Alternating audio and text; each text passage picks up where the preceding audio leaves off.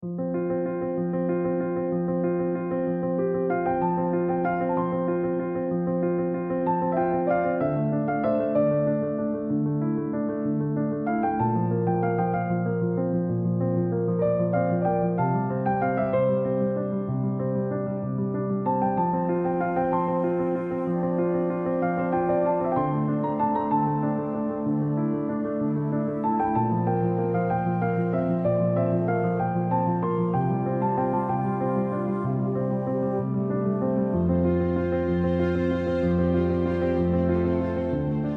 friends, and Happy New Year!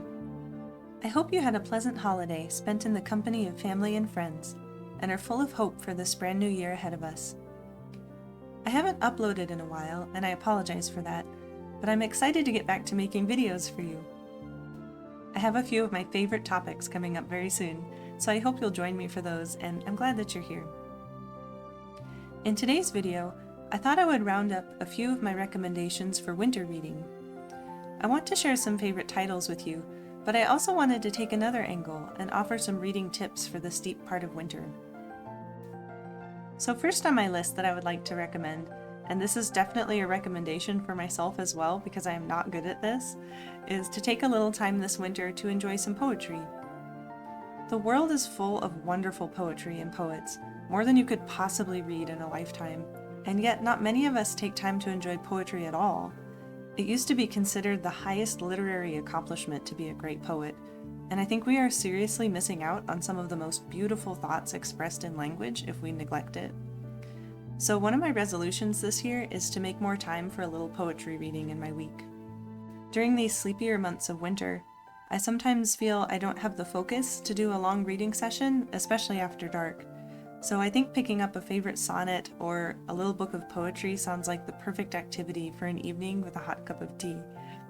It might also be the cause for some reflective journaling or copying lines into your commonplace book. I might especially recommend poems on nature or some from the Romantic period, but perhaps I'm a little biased. Secondly, like many people, I love to take this first part of the year to do a real overhaul of my life and put things in order that have gotten out of hand in the last year. This definitely applies to my house and possessions, but more importantly applies to the spirit. This is my favorite time of year for journaling, assessing where I am in life in all the important areas, and thinking about how to make progress towards a better life. To that end, I thought I would share two books that have helped me the most in the last couple of years. The first of which is The Life-Changing Magic of Tidying Up, which everyone on the planet has heard of, and the second being Sacred Pathways by Gary Thomas.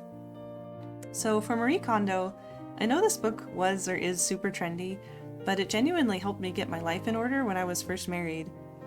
I had accumulated so much stuff over my life, and I had been through so many weird transitions in my 20s that by the time I got married, I had this bizarre hodgepodge of belongings and just way too much stuff.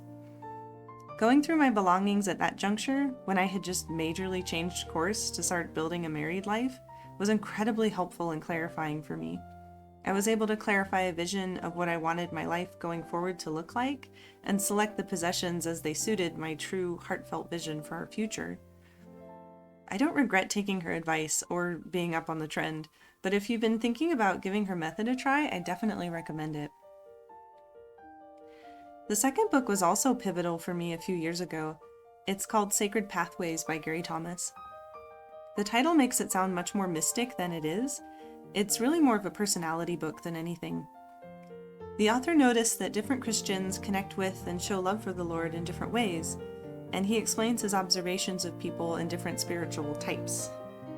They correspond pretty well to different personality types, if you ask me, which I was also learning about at the time when I read this. So different types he describes includes like the traditionalist, loving God through rituals and symbol, or the intellectual, loving God with your mind. This book was extremely helpful for my husband as well, as we could better understand our priorities in worship and the others' priorities. I rarely felt as seen by a book as when I read this one. And if you're wondering, I fall into the naturalist and the contemplative categories. If you read it, I would love to hear which type you are. And lastly, I'd like to recommend that you put a comfort book on top of your list. With all of the New Year's energy fueling hopes for all the year could bring, It's tempting at this time of year to make our to-do list a mile long and try to stuff every aspiration and dream onto it for the month of January. At least, I historically have struggled with this. I get ahead of myself and I want to achieve all the things as soon as I possibly can. It seems like nothing can wait till later. I think a good antidote to this get it all done rush is to put one of your favorite, coziest, most familiar books right at the top of your reading list. Going through an old favorite can bring comfort in a time that feels full of pressure to achieve, and forcibly slow your mind and bring more calm. The book that jumps to mind for me in this category is any of the Lord of the Rings trilogy.